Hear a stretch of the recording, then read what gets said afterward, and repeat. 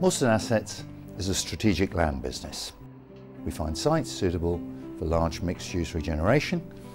We assemble them, master plan them, secure the funding for them, we remediate and decontaminate them, and then build infrastructure, roads and landscaping. That's of course true of all strategic land businesses. But where Mawston is different is in how these places can work better. Our industry has typically sold housing land to house builders, sold or developed the retail and employment sites.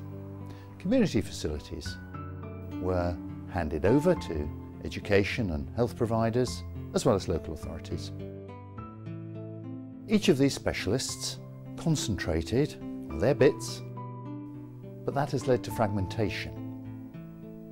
The model didn't maximise the potential. We were in the business of making attractive new places for people to live and work. But by the time these projects had gone through all of their processes and complications and actually got down to real delivery, many of the high aspirations of the early master planning processes had been lost. Fragmentation, in other words, that didn't look at the full potential of an integrated community could result, and very often did, a poorly performing local economy, antisocial behaviour, lack of respect, and residents would rightly complain of the high cost of getting heating and power to their homes. And that's not to mention the expense and time wasting of long commutes. Yet many of the answers to improving how our communities should function are around us in our daily lives. Technology is advancing by the day, and improved construction methods are making buildings far more efficient. Slightly less obviously, our public service providers are innovating, improving the level of their services all the time. So if by joining up all the dots, there was a way that we could make communities more convenient, function better, and be better value for money, then that would be entirely symbiotic. Better places for our customers would mean a higher demand for us as developers and a safer investment for our funders. And how we did this involved research both at home and abroad. We looked for best practices, and we found some. And just as informatively, we found some pretty poor practices.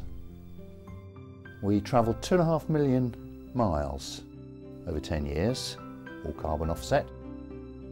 We visited 27 city regions, just about on every continent.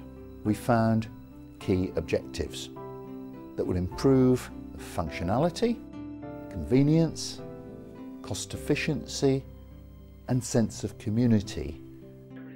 Advanced communication and information technology allows our businesses to access national and international marketplaces, to form their own networks, and to access supply chains.